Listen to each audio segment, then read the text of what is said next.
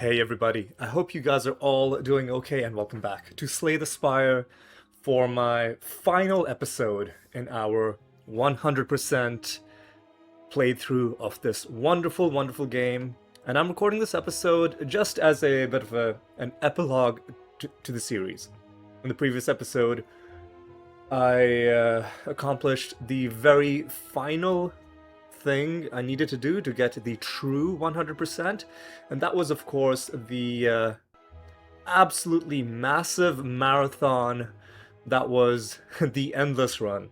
So long, in fact, that I had to record it across two separate days. I'll talk about that run in a bit, but it was, I think, a pretty fitting moment because to get the final card unlocked, you basically have to win the game 4 times in a row.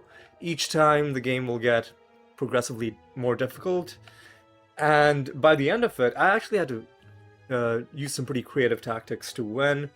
If you want to see more about how I won, you should probably watch the previous episode, but I encourage you to watch it on, if you are going to watch it, because it is truly 4 hours long. Watch it at least 2x speed, right?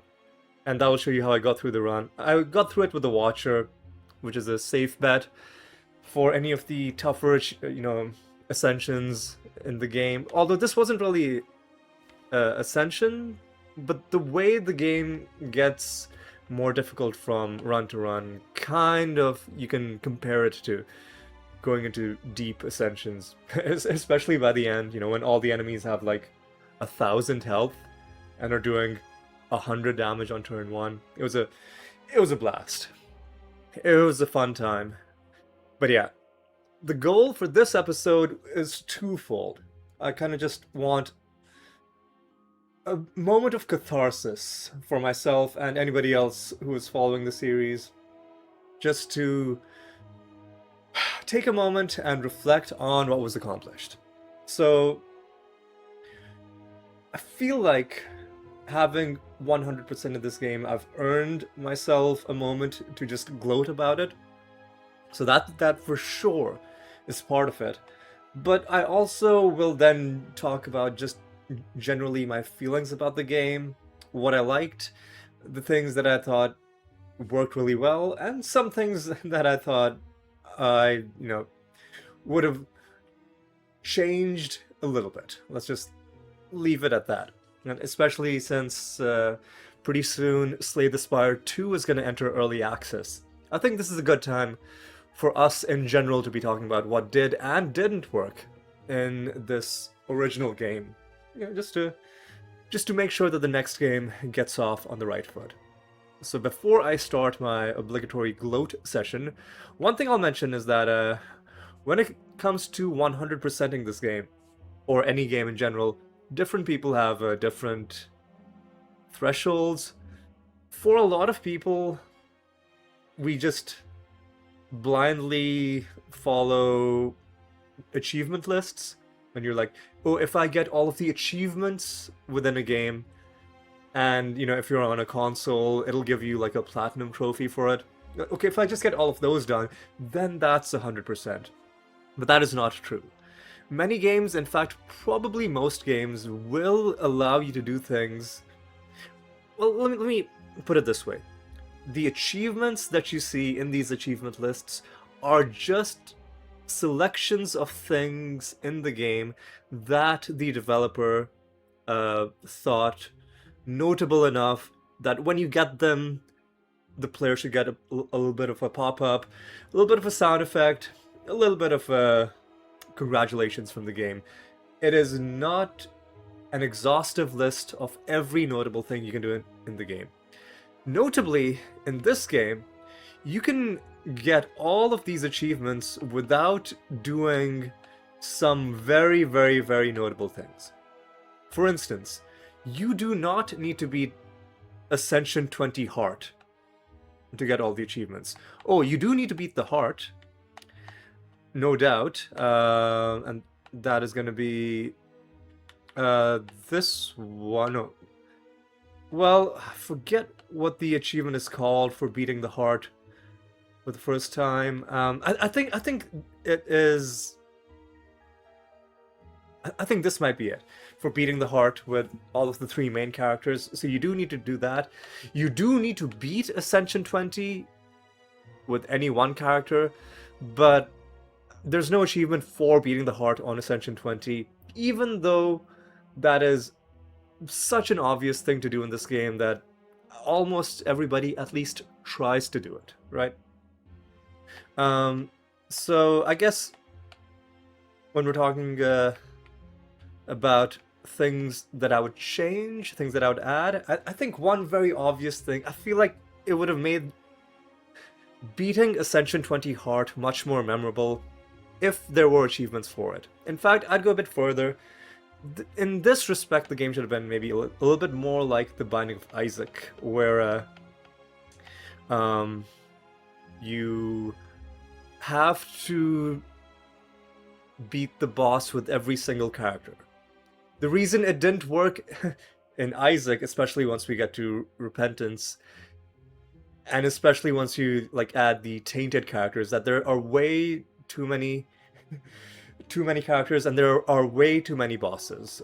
So that's too much work for the player. But with only 4 characters and with only one major final boss, I feel like there's no reason not to give the players an extra little trophy for doing that. That's just a little thing that I hope maybe we're gonna have in Slay the Spire 2.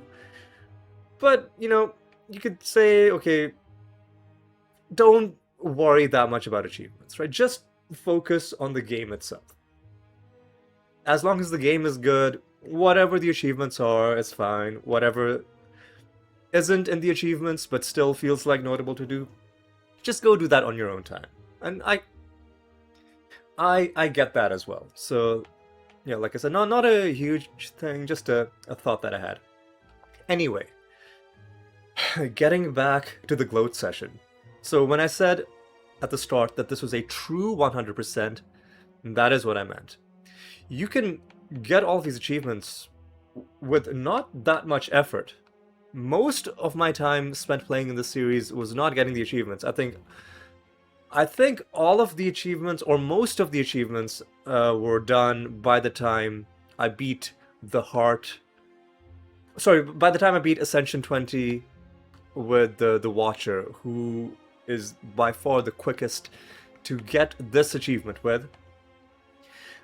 The vast majority of the time was spent on the extra optional objective of I now also want to beat Ascension 20 with all the other characters.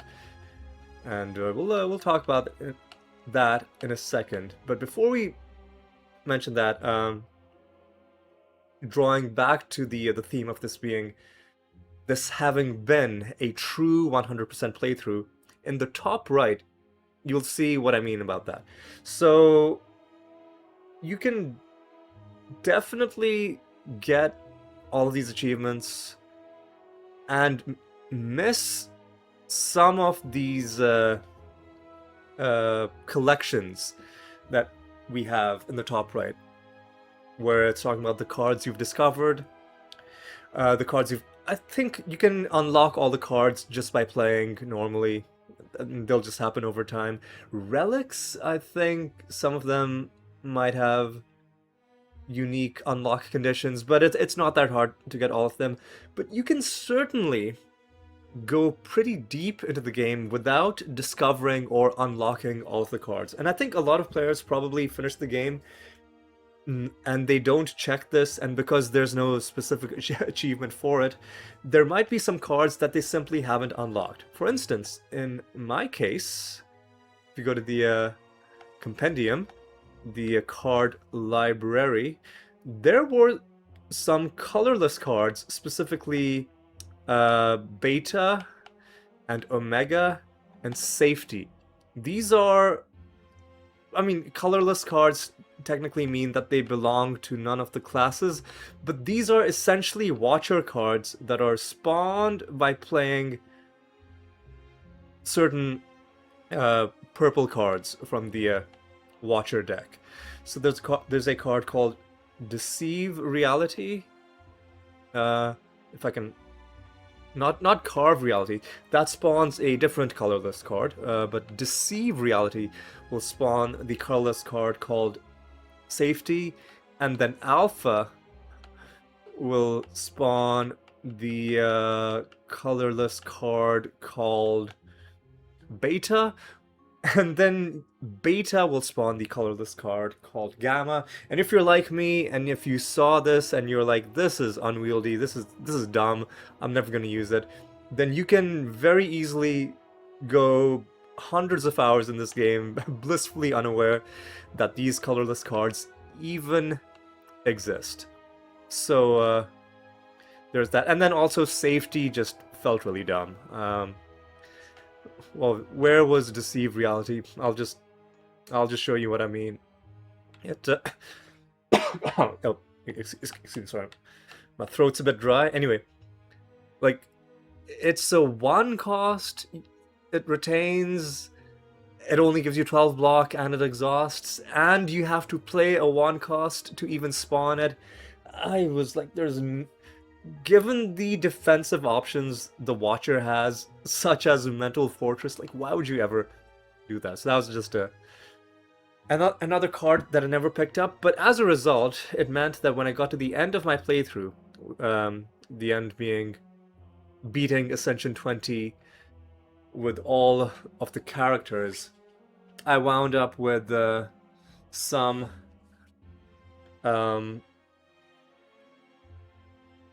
things that were missing in these collections in the top right. I had to get those, and then once I got those, that still wasn't the end, because there is a special black card, a curse, that you can only get by playing endless mode, and specifically playing it long enough that you get to the difficulty tier where it starts adding curses into your deck. And that's the only way to convince the game that you have discovered this card. So that was what the deal was with me playing endless mode. That's why I put myself through this.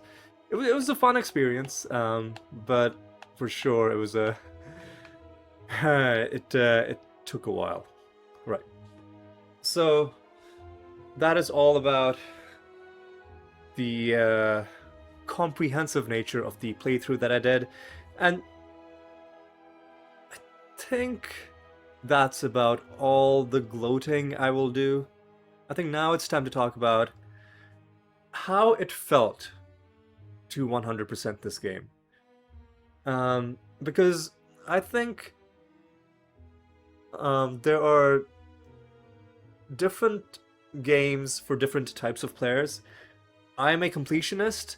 I have been trying in recent years to learn how to turn the desire for completionism on and off, because there are some games that you can play long enough to get your completionist goals and you will love them the whole way through. Other games are great to sink, I don't know, 8, 9, 10 hours into. You get the main stuff done, but then the completionist stuff is just not really like it doesn't hold, it doesn't grab and hold my attention to make me want to play the game to that level. This game, I think, it deserves a very special mention, because not only did I hang around long enough to technically do the 100%. Oh god, hang on.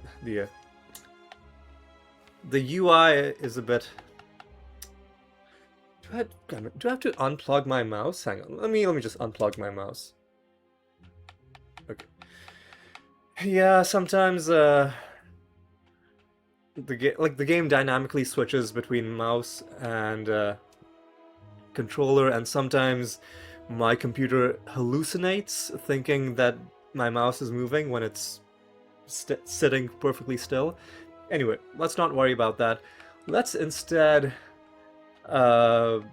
just acknowledge the awesomeness of this game, and a measure of that is the fact that Uh, there's certain games where I will just do the bare minimum, which is I'll get all of the achievements, and then even though there's more stuff technically that the game keeps track of, I'll just be like, whatever, I'm done, I'm out.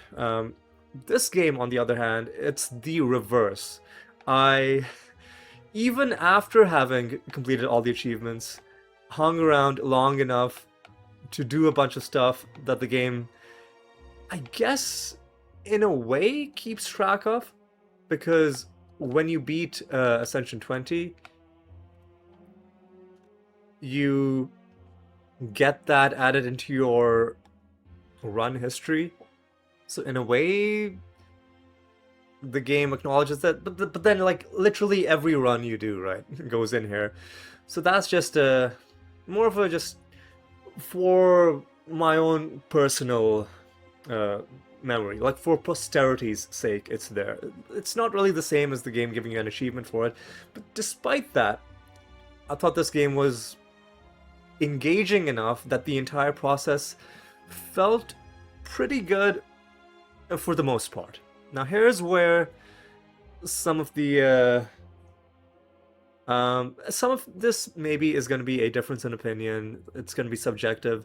Some of it, I think, maybe can be taken as constructive criticism, is that when it came to the balancing of the game, certain characters, well, let's not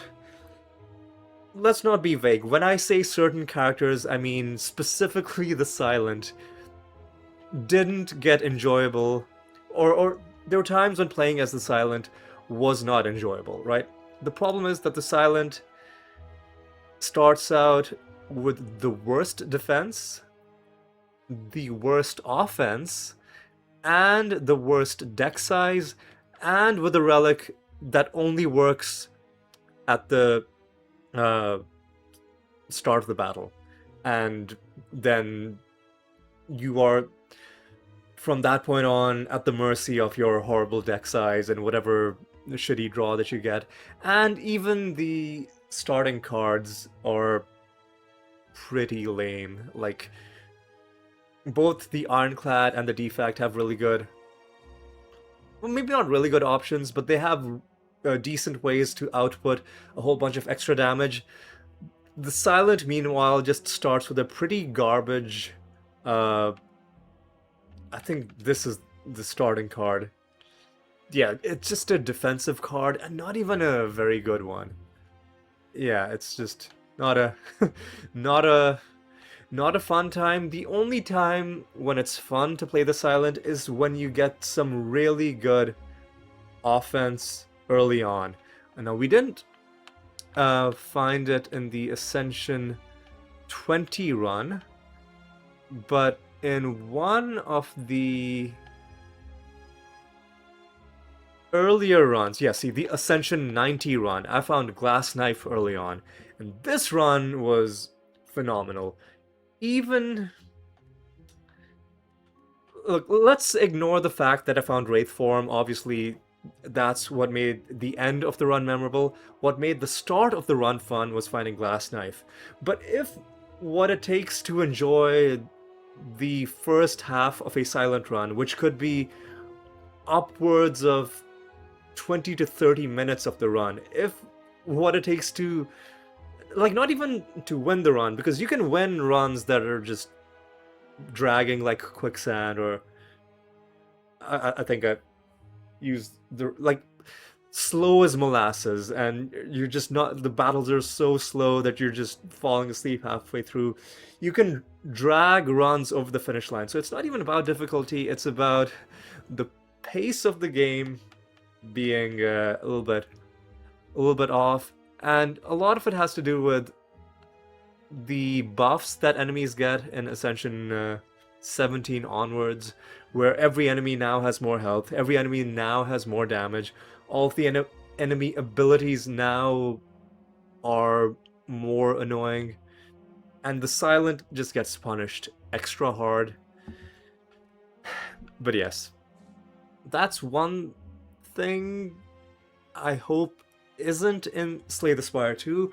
I hope there aren't any characters that are just slow, right? If there's a character whose gimmick is that they're extra defensive, then they should at least have very good defenses. You can't have a character that has zero offense and then also mediocre defense like the Silent does, because that just is not conducive to the kind of I don't think the experience that a lot of people have playing the Silent on high Ascensions is necessarily what the developer would consider like the ideal gameplay experience. That's one little thought that I had.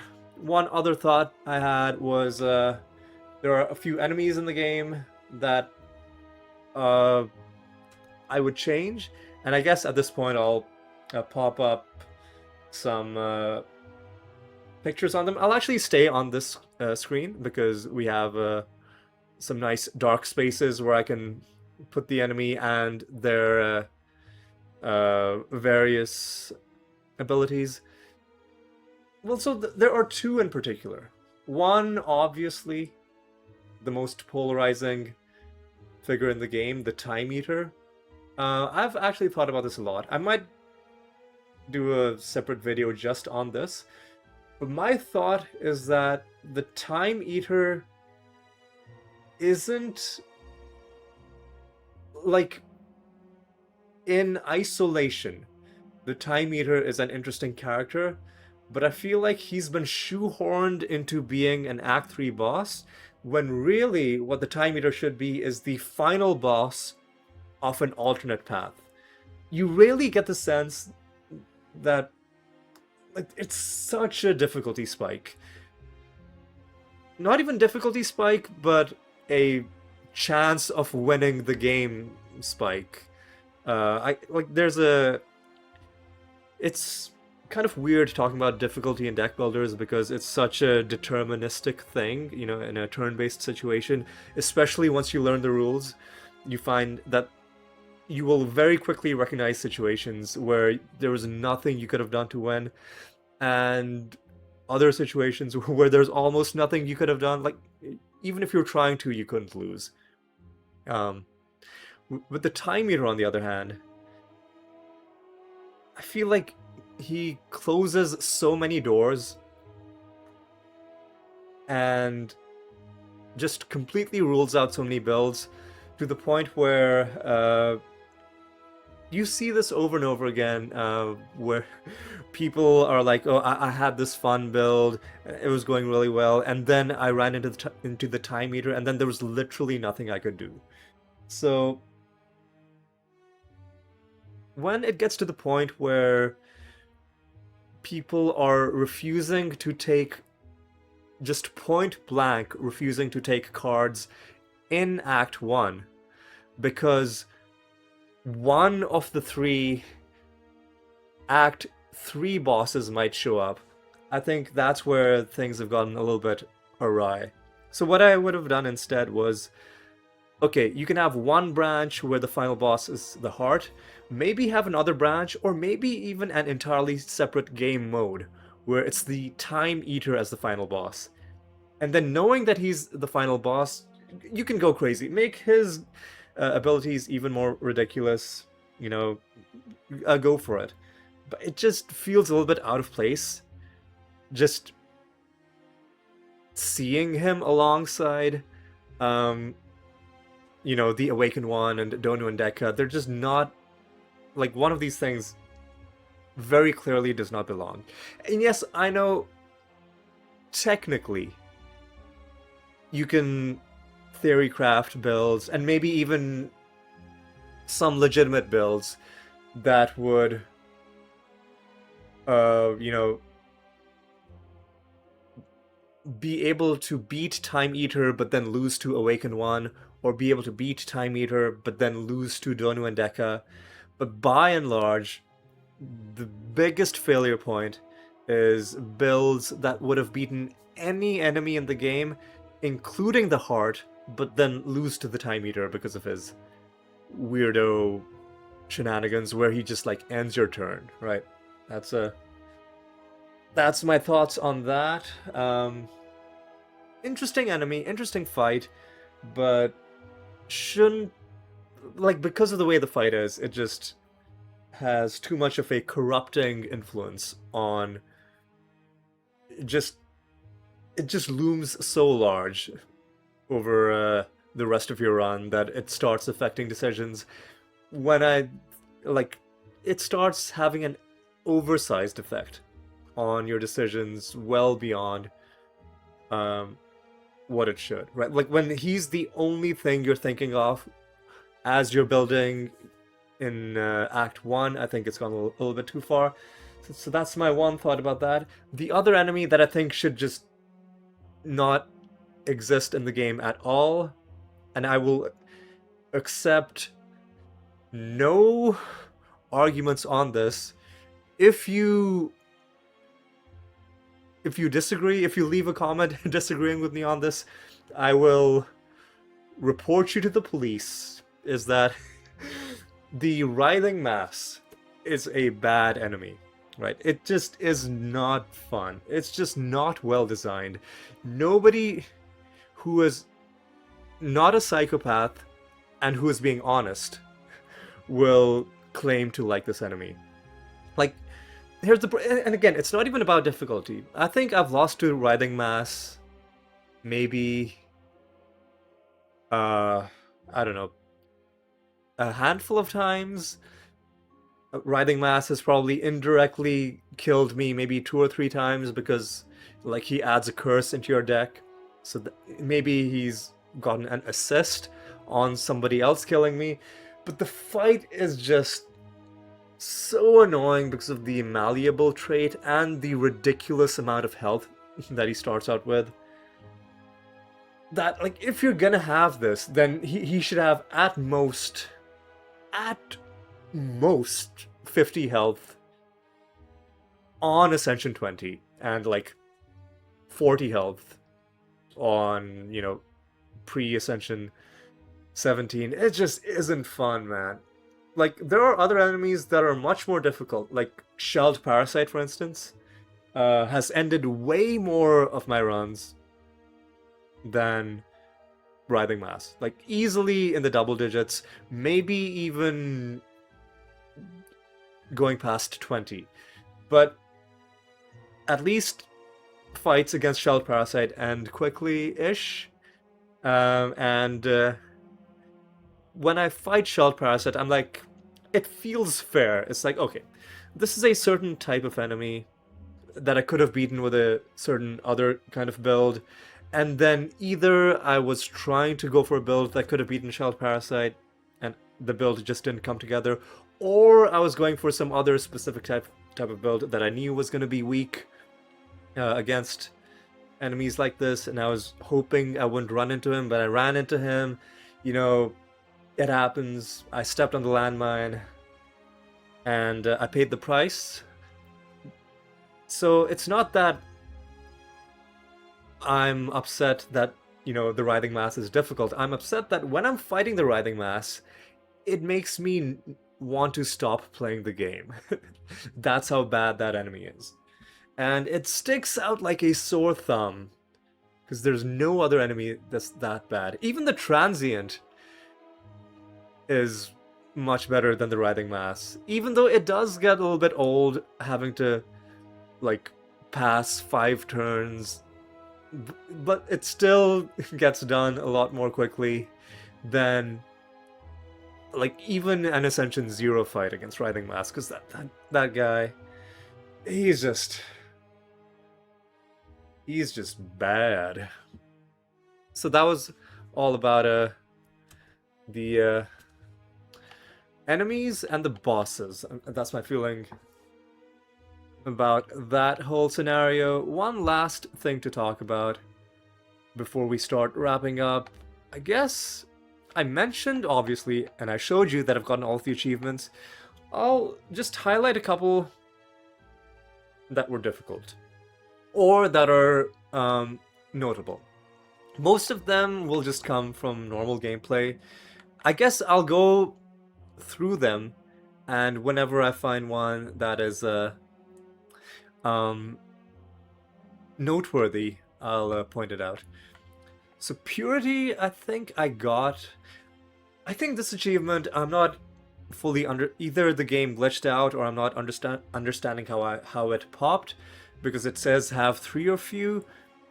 I could have sworn, in fact, I was pretty sure that I had 4, and the achievement still popped, because if I added up all of my cards in these different piles, there were definitely 4. So, you know, it's definitely an achievement that's difficult to get in normal gameplay. It's pretty easy to get that achievement, though, if you combine it with getting the minimalist achievement, which is these, my god, dude, these menus are so janky on controller, and I've unplugged my mouse now, and I've completely lost track. So this is common sense. Oh my god, what is wrong with this? Yeah, the UI, I think, if we're talking about wish lists for Slay the Spire 2, definitely would have to improve the UI control with controller, because I did have a few issues with, like, having difficulty selecting the wrong card, having difficulty navigating through my list of relics, especially when it spills onto a second page. Again, hang on. It's not that, it's not there. Who needs relics? No. Minimalist, beat the game with a 5-card deck or smaller. Obviously, if you're going minimalist and you've got a 5-card deck, only a couple more card removals will put you at within range of getting purity. So that is that. And I think you can have cards that exhaust, and that can help you get that. So that's one achievement that you need to, specifically try and go for. Come at me. I think I got this when I took Niao's Lament, which is the one where enemies have 1 HP, and then I took an artifact where enemies take where you get thorns damage. And then I passed my turn without doing an attack, and then the enemy attacked me and then took thorns damage. I think that's how I got that one. This one, I think I just got playing normally at some point. You get it pretty easily if you have certain infinite builds. Catalyst was a bit tough, because I don't usually go for poison builds, but when I did start doing poison, that popped quickly enough. And then you've got these block achievements. Barricaded suggests what skill you would need to use to get that achievement, so that one I got via the Barricade Ironclad card, which is a rare power card. Yeah, block is not removed at the start of your turn, and then as long as you have some way of adding block that exceeds the damage that the enemies can do, you can just keep on increasing it until you hit the 999. Made much easier in combination with the Entrench, if I can find that. Yeah, where it doubles your block, because obviously then this is exponential growth as opposed to linear growth.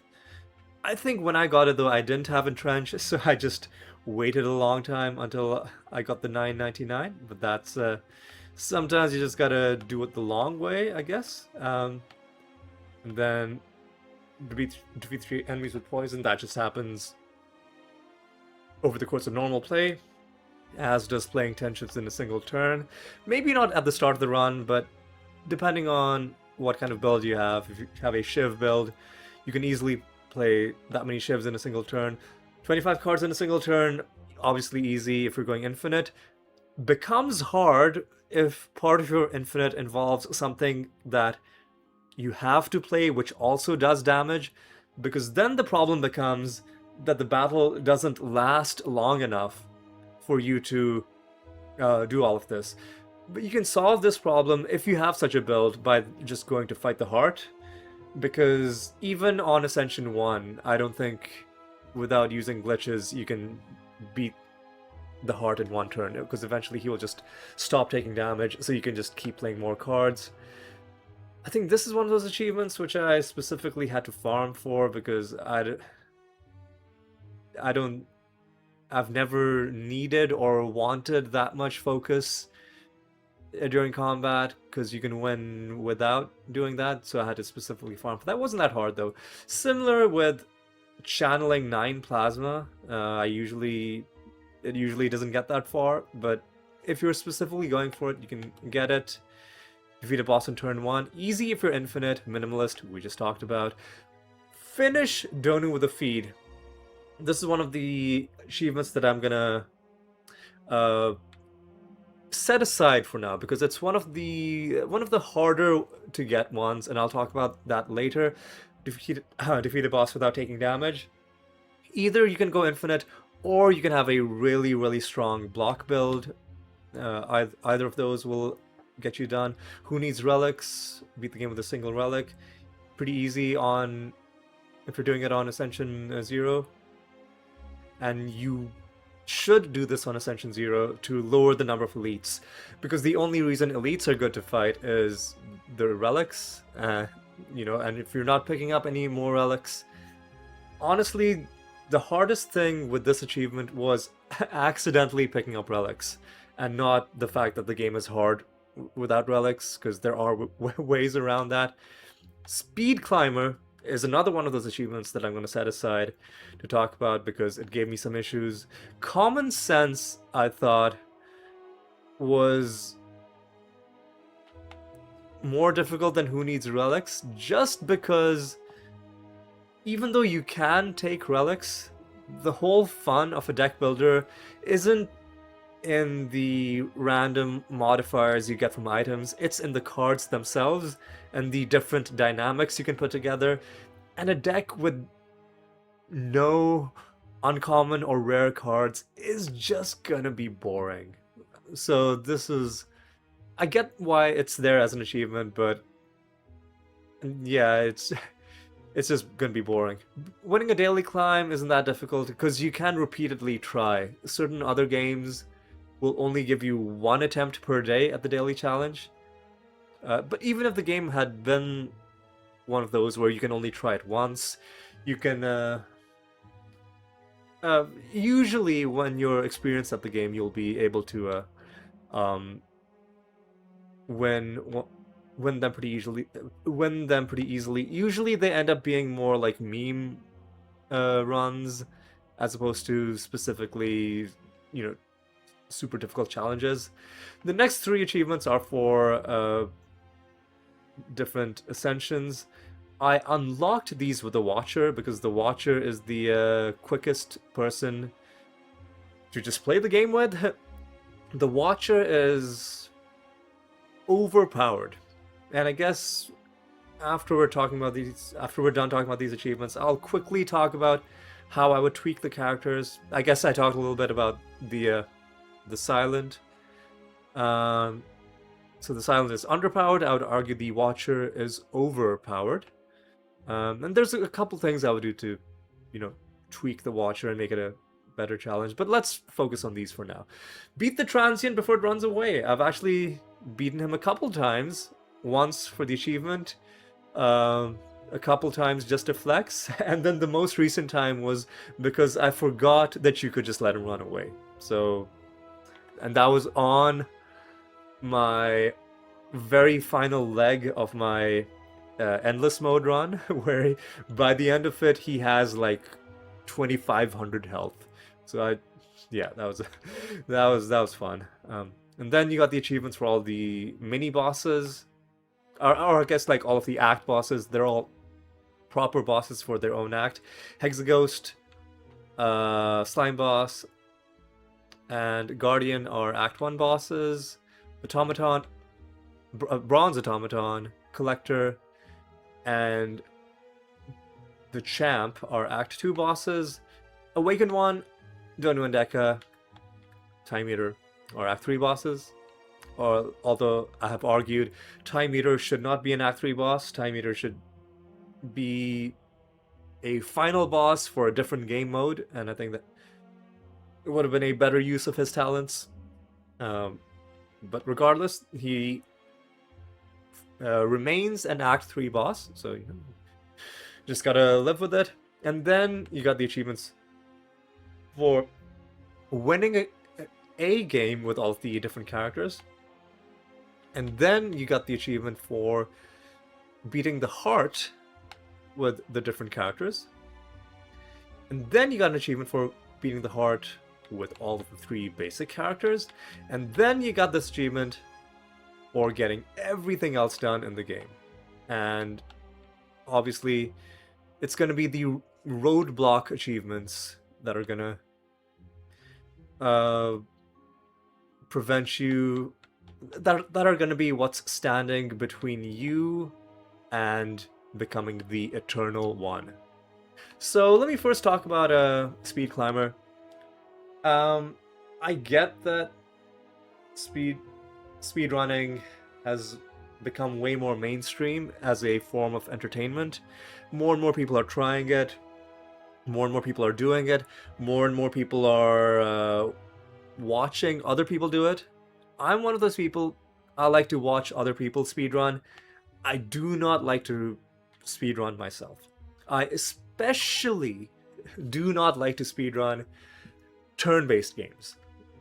It ruins the fun of playing a turn-based game for me to play it like my house is burning down and I gotta run out before I, asphyxiate, right? That's not why I play turn-based games. And I know, nobody put a gun to my head and forced me to get all these achievements, but nobody... Let me rephrase that. Nobody put a gun to my head and forced me to get this achievement, but I also can't help the fact that I am a completionist, and that if I didn't get all the achievements, I would literally lose sleep. So I on that level, I did have to get it, and I just didn't enjoy the process. Now, some people will argue that, I tried to do it too early, but honestly, I think the point at which I did it was pretty reasonable, because I did it before I became a proper expert in the game, but when I knew enough about basic ways to win the game, and you can get Speed Climber on Ascension 0, right? So the issue is, had I tried doing this having become an expert for the game, I think it would have genuinely been harder, because when I was trying it, I was basically just following a guide, and people were like, just play the Ironclad and get a Whirlwind build. So I played the Ironclad, I got a Whirlwind build, and then eventually I got it. After about maybe, I want to say 4.5 hours worth of attempts across 3 days, I think. If I tried it as a more seasoned player, the problem is that I would have so many different ways of winning that choice paralysis would cause me to freeze up. And then, invariably, I would just completely botch and throw the runs. Whereas, when I tried it, I had one formula to follow. I could just go into Zen mode and just keep trying until it happened, and that's how it happened. The issue is that this achievement is... the 20-minute deadline is way too punishing, and you have to basically be an actual speedrunner. Not necessarily a good, because, top-tier speedrunners will do it in under 6 minutes, under 5 minutes. There's all kinds of crazy things you can do if you are dedicated to speedrunning this game. But to be able to do this at all, you have to play like a speedrunner. It's not just you're playing the game normally, but just slightly slightly differently. You know, you have to play like you have to be a speedrunner, right? It's like, I enjoy watching baseball. I'm getting into it more and more over the last couple of years. I didn't watch it. I didn't grow up watching it, but I'm learning to enjoy the sport. But if someone pulled me aside and they're like, "We're not gonna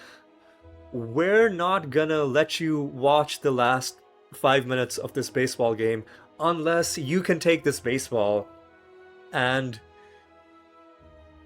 be able to throw a pitch.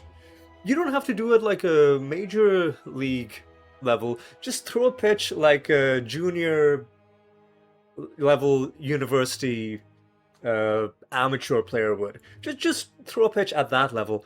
Even that, let's say if I have to train for like 2 weeks to be able to do that, that would be like, I don't want to do that. Don't have there be some aspect to the enjoyment of this product that requires me to be a specific kind of athlete. And yes, I consider speedrunning to be a form of athleticism just because of the physical toll it takes playing that quickly, especially if you're not physically suited for it. Like I am very much not physically suited for it.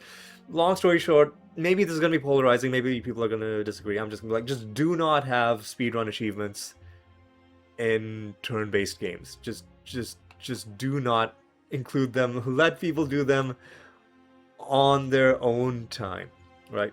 So that's where I'm going to leave it at that. Although I will concede, maybe it's a little bit subjective. Maybe there are other people who enjoyed doing it. I certainly didn't. Yeah, so that was one. The other one was the finish Donu with a feed. This one was the only one where I thought the RNG was a little bit ridiculous, right? Because feed is a rare what, oh god, what am I looking at? I'm going to get the compendium to the card library. Feed is a rare Ironclad card. First of all, you have to find the card, which you will not find this card in every single game. Many games you simply won't find it.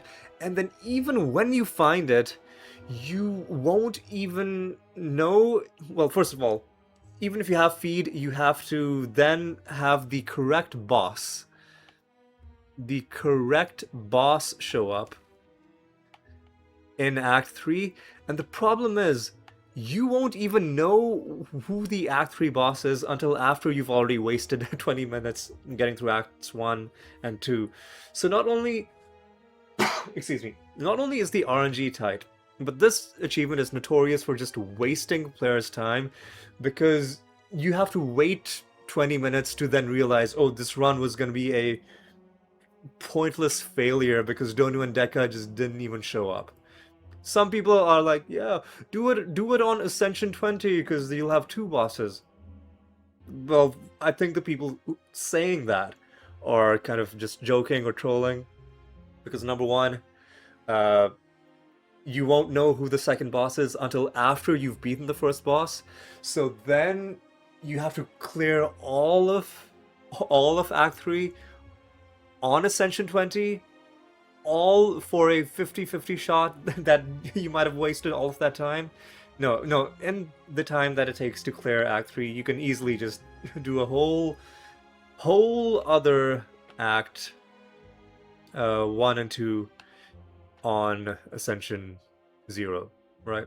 Just, that's... yeah, the math on this one gets a bit funky, but yeah,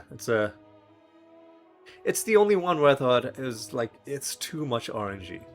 Other than that, all these achievements I thought were pretty reasonable.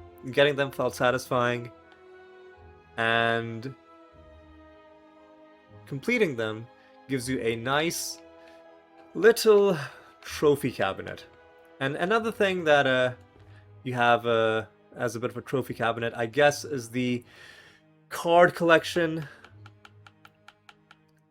especially once you've discovered all of them and none of them have, you know, the question marks at the end and the relics.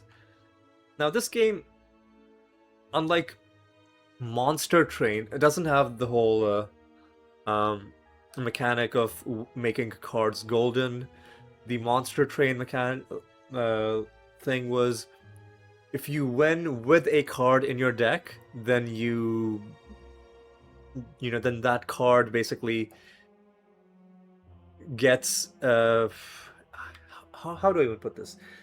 Basically, the game acknowledges that you won a run with this card in your deck. It didn't have to be a super important card for your deck, just that it was in your deck when you won, and then it's an extra little collectible. It's like, okay, can I then also get all of my cards? Can I get to the point where I've won at least one run with every single card in my deck at some point?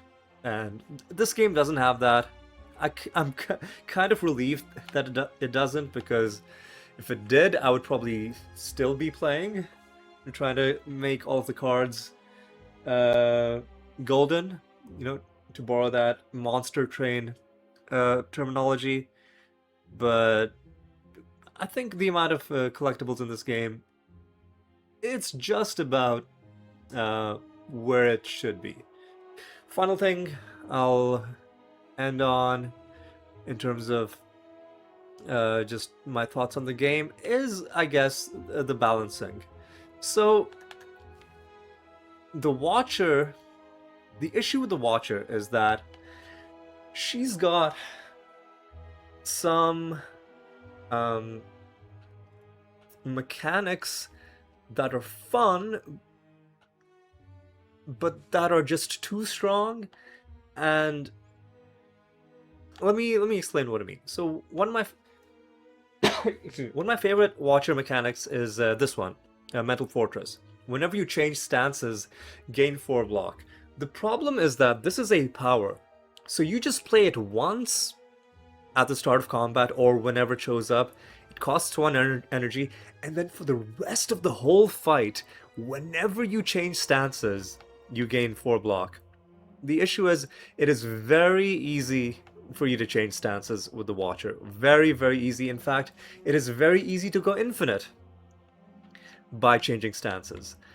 And the fact that you only have to play this once, and then for the whole fight it stays active, it's way too overpowered. I think what I would do is I would instead make this a skill that you have to play every single turn, and then after playing it, so every turn you have to spend that 1 energy to then activate your thing where you gain block by changing stances. Even then it would be super strong, but at least then it would require you to have a bit more deck awareness to be like, ooh, if I end my turn, will I be able to cycle Mental Fortress back into my hand quickly enough? As opposed to, like, you just play it once and you're like, well, yeah, I guess on turn 1, I know I'm taking 0 damage in this fight. It would make the game a little bit more interesting. I know there are other ways you can play with the Watcher where you don't use this, but like, I like it as a mechanic. I just feel like just tone it down a little bit. Just tone it down a little bit. In terms of the Defect, I don't really have that much to say. I feel like out of all the characters, I'm the least like, the orb mechanic is the one thing that I always struggled with playing as the Defect. Just like, it's a whole separate thing that you got to keep track of, on top of which cards are coming in and out of your hand at which points. You've also got to keep track of where your orbs are going to be 4, 5, 6, 7 turns into the future. You might have things that affect your orb composition every turn on top of cards that you're playing affecting the orbs. So that was just it was just way too much to keep track of, and this is, I guess, one reason why people love or people are so tempted to use claws because of how easy of a mechanic it is. You just, just keep playing this one. Just keep playing this one thing over and over again. Get as many of them as you can in your deck, and then just hope for the best.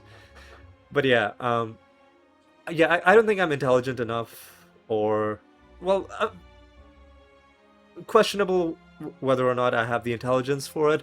But I'm certainly not knowledgeable enough on defect mechanics to be able to intelligently say, "Ooh, let me change this, let me change that."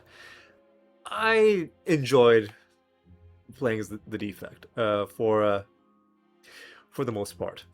The only character who I struggled with was the Silent, and mainly because of the really bad starting position once you go deeper into the Ascensions.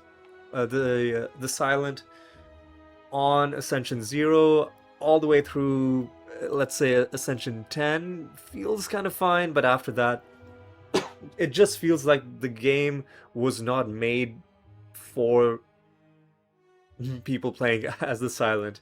It seems like the game was made only for the Ironclad and the Watcher. The Ironclad, S tier character, my favorite. The easiest out of the three basic characters, but just the right amount of like difficulty to satisfying mechanics ratio. Because one of the most fun, if not the most fun things in the game is the Corruption Dead Branch combination. Corruption where skills cost 0, Dead Branch. Oh my god, are you serious, dude? God, let me just... Dead Branch, where whenever you exhaust a card, you just add a random card. So, all skills cost 0, and they exhaust, and a random card gets created, which might also be a skill, which might also exhaust. You can get some really goofy things to happen. And the fun thing about this is that it isn't purely like set in stone what's gonna happen, the same way Watcher runs are, where like you know before even getting into the fight exactly what's gonna happen on which turn, because your moves are so regimented, especially if you're going infinite.